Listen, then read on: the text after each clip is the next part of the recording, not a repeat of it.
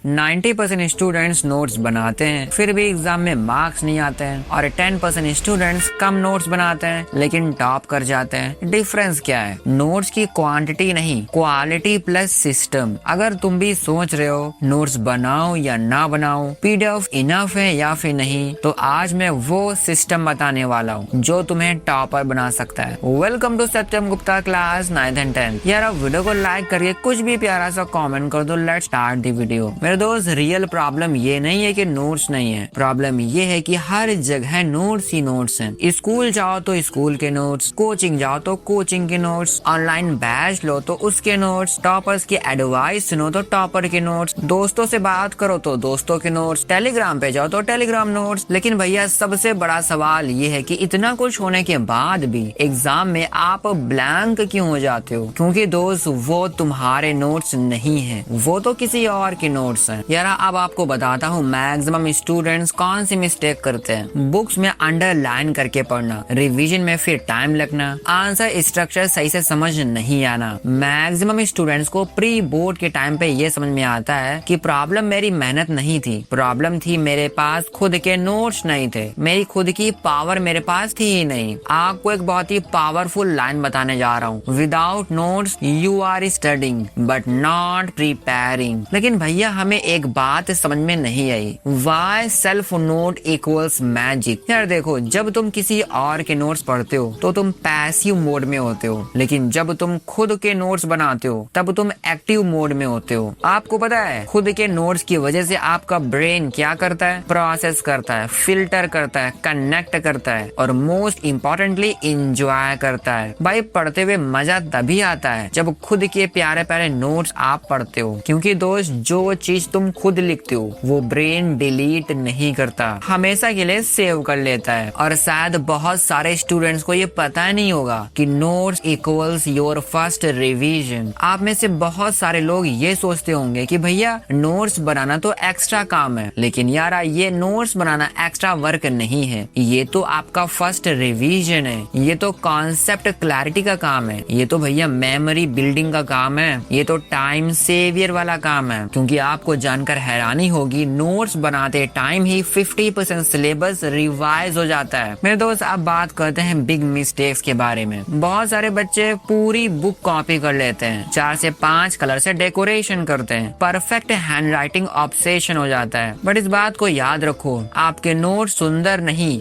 Useful होने चाहिए। यार अब बात करते हैं टाइप्स ऑफ नोट्स के बारे में। भैया टाइप्स ऑफ नोट्स ये क्या बता रहे हो? यार आज इंटरनेट के जमाने में बहुत सारे नोट्स आ गए हैं मार्केट के अंदर, जैसे कि स्कूल नोट्स जो कि पहले से होते थे, कोचिंग नोट्स, बैच वाले नोट्स, ऑनलाइन नोट्स, टॉपर के नोट्स, टेलीग्राम के नोट्स और तो और आजकल तो इंस्टाग्राम नोट्स भी आ गए हैं, जहाँ पर इंस्टाग्राम में आपको पोस्ट के फॉर्म में, रील्स के फॉर्म में नोट्स दिए जाते हैं और भी बहुत सारे नोट्स। इन सारे ही नोट्स को याद रखना क्योंकि हम इसका यूज आगे इस वीडियो में करने वाले हैं। अब जल्दी से बात करते हैं दी अल्टीमेट नोट सिस्टम। तो भैया स्टेप नंबर 1 में आपको कंटेंट कलेक्शन करना है। आप अपने नोट्स के अंदर क्या लिखने वाले हो आप उसे कलेक्ट कर लो, कहाँ से लिखने वाले हो आप जल्दी से देख लो, कैसे लिखने वाले हो वो भी देख लो, और सारी इंपॉर्टेंट चीजें आपको अपने नोट्स के अंदर रखनी है। लेकिन भैया ये डाटा हम लाएंगे कहाँ से? इतना सारा कंटेंट कलेक्शन करेंगे कैसे? यार ऊपर जो मैंने बात किया था वही आपको करना है। आपको अपने मेन नोट्स के लिए स्कूल नोट से कंटेंट उठाना है, कोचिंग वाले नोट से कंटेंट उठाना है, बैच वाले नोट से कंटेंट उठाना है, ऑनलाइन पीडीएफ से, टॉपर्स के नोट से, टेलीग्राम के नोट से,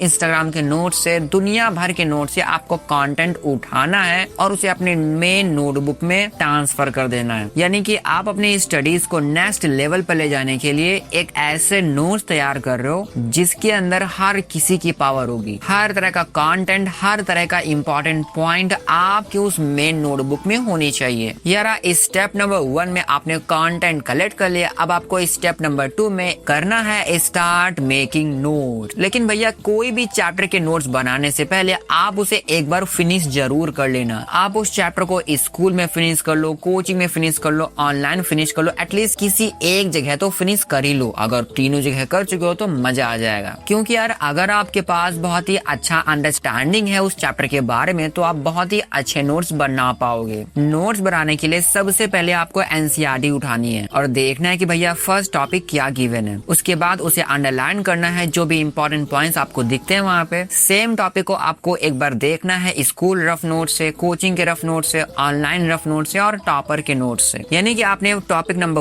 1 को एनसीईआरटी में देख लिया, दुनिया भर के रफ नोट में देख लिया, हर जगह देख लिया। उसके बाद आपने उस टॉपिक को अपनी खुद की उस प्राइम नोटबुक में लिखना है, अपने ओन वर्ड्स में या फिर उस लैंग्वेज में जो भी बेस्ट गिवन है इतने सारे रिसोर्सेस में। आप उन सभी का एक मिक्स वर्जन भी तैयार कर सकते हो अपनी प्राइम नोट्स में लिखने के लिए। जब आप टॉपिक नंबर 1 को इतने सारी जगह से फिल्टर करते हुए लेके आओगे तो जो भी टॉपिक नंबर 1 आप लिखोगे उसके अंदर हर किसी की पावर होगी, और वो टॉपिक इस तरह से लिखा होगा कि आप उसे बहुत ही जल्दी समझ सकते हो। लेकिन भैया अगर किसी कॉन्सेप्ट का लैंग्वेज बहुत ही टफ और उस केस में हम क्या करेंगे? यार उस केस में आप टेक्नोलॉजी का हेल्प ले सकते हो, एआई का यूज कर सकते हो। अगर किसी भी कॉन्सेप्ट को समझने में प्रॉब्लम हो रही है तो एआई से कह के उसे सिंपल लैंग्वेज में ट्रांसलेट करवा लो। सिंपल लैंग्वेज में जैसे ही चेंज हो जाए उसे आप अपनी प्राइम नोट्स में लिख सकते हो। लेकिन भैया इस बात को याद रखो कि एनसीईआरटी का ऑर्डर फॉलो करो, यानी एनसीईआरटी में टॉपिक नंबर 1 जो भी है वही टॉपिक नंबर 1 आपके नोट्स में होना चाहिए। अगर टॉपिक नंबर 7 एनसीईआरटी में है तो टॉपिक नंबर 7 आपकी नोटबुक में भी होनी चाहिए। इससे क्या होगा कि आपके नोट्स एनसीईआरटी के लेवल के पावरफुल हो जाएंगे। आपने एनसीईआरटी के सारे इंपॉर्टेंट पॉइंट्स को अपने नोट्स में लिख ही लिया है, उसको और सिंपल लैंग्वेज में लिख लिया है, दुनिया भर के रिसोर्सेज से फिल्टर करके आपने उसे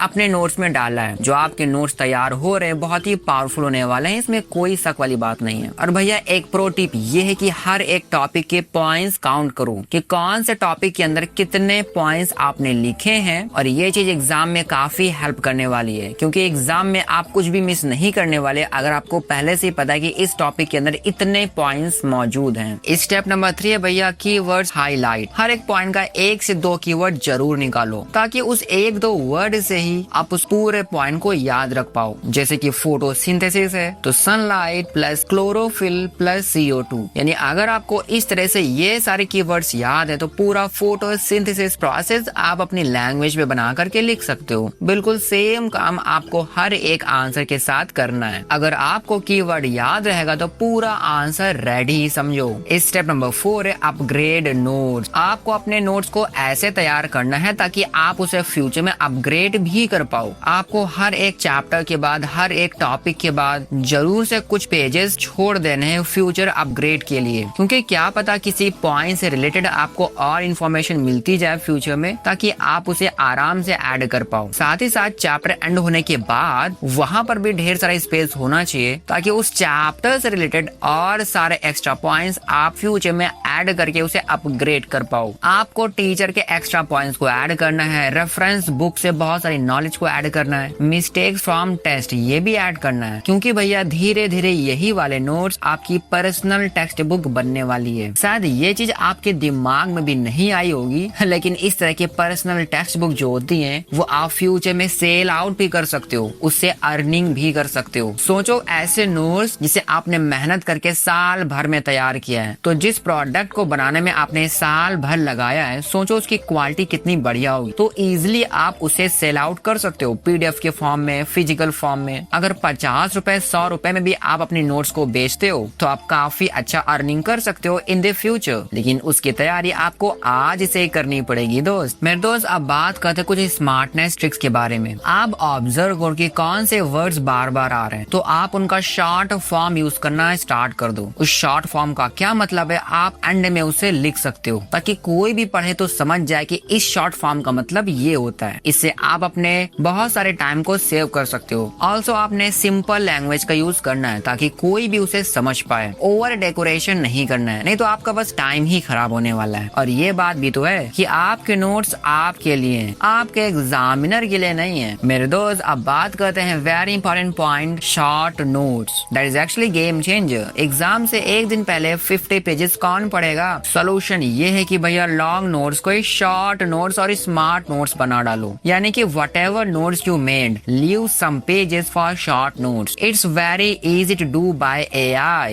यार आपको बस अपने नोट्स का पिक्चर लेना है और AI से बोलना है कि भैया AI, ओ बड़े भैया AI, आपको मेरे इन नोट्स को शॉर्ट नोट्स में कन्वर्ट कर देना है फॉर क्विक रिवीजन। तो बहुत ही कम टाइम के अंदर वो आपके प्यारे प्यारे नोट छोटे छोटे नोट्स में बदल जाएंगे। उसके बाद आपको जल्दी से अपने शॉर्ट नोट्स को प्राइम नोट्स में ऐड कर लेना है। आप AI से फ्लो चार्ट भी बनवा सकते हो अगर प्रोसेस वाले टॉपिक्स हैं, टेबल्स बनवा सकते हो अगर डिफरेंसेस एंड कंपैरिजन वाले क्वेश्चन है, निमोनिक्स बनवा सकते हो अगर आप ढेर सारे पॉइंट्स को बस एक वर्ड में ही याद करना चाहते हो। निमोनिक मतलब मेमोरी हैक, जिसकी हेल्प से बहुत बड़ी बड़ी चीजें बहुत ही छोटे वर्ड्स में कन्वर्ट हो जाती हैं और उस छोटी चीज को आप याद कर लेते हो। सिंबल्स का भी आप यूज कर सकते हो, कौन से क्वेश्चन इंपॉर्टेंट है, कहाँ कहाँ डाउट आता है, रिपीटेड मिस्टेक कहाँ पे होते हैं, ताकि एग्जाम टाइम में डायरेक्ट फोकस आप बना पाओ। मेरे दोस्त, हमारा नेक्स्ट इंपॉर्टेंट पॉइंट है notes equals answer writing weapon. Same content different marks. क्यों?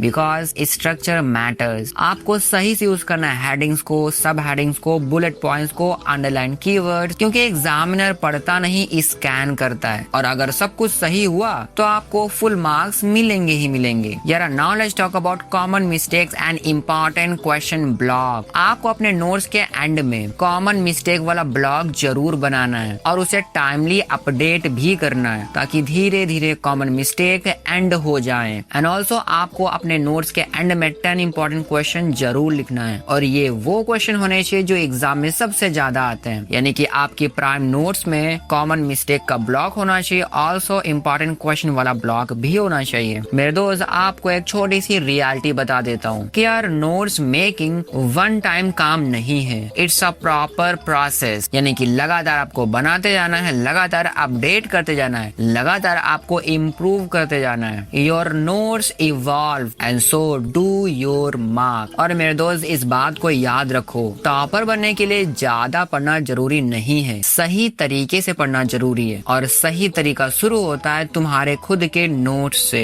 आई होप मैंने इस वीडियो की हेल्प से आपको नोट्स के बारे में काफी सारा इन्फॉर्मेशन दे दिया है। मेरे दोस्त, अब बात करते हैं टैग्ड प्रोडक्ट्स के बारे में। जैसा कि आपको पता है कि मैं हर एक वीडियो के डिस्क्रिप्शन में बहुत सारे प्रोडक्ट्स को टैग कर देता हूँ जो आपके काफी काम के होते हैं। मैंने यहाँ पर स्टेशनरी प्रोडक्ट्स, कुछ स्टडी वाले प्रोडक्ट्स, कुछ टेक वाले प्रोडक्ट्स, कुछ वियरिंग प्रोडक्ट्स, कुछ स्टाइल वाले प्रोडक्ट्स, कुछ फूड वाले प्रोडक्ट्स, कुछ डेकोरेशन वाले प्रोडक्ट्स, इसके अलावा मैंने कुछ इलेक्ट्रॉनिक प्रोडक्ट्स को भी ऐड कर दिया है। आपसे रिक्वेस्ट यारा बस इतना है कि एक बार क्लिक करके जरूर चेकआउट कर लेना कि मैंने कौन कौन से प्रोडक्ट्स को टैग किया है। इसके अलावा आप मेरे चैनल का मेंबरशिप भी ज्वाइन कर सकते हो जो सिर्फ और सिर्फ 59 रुपीज में आता है और ये काफी अच्छा इन्वेस्टमेंट हो सकता है। And guys, at the end I would say if you find this video helpful then don't forget to like it and share this video with one of your friend. If you want to watch my other videos you can watch by clicking on the screen. I will meet in that video. Till then, bye bye bye.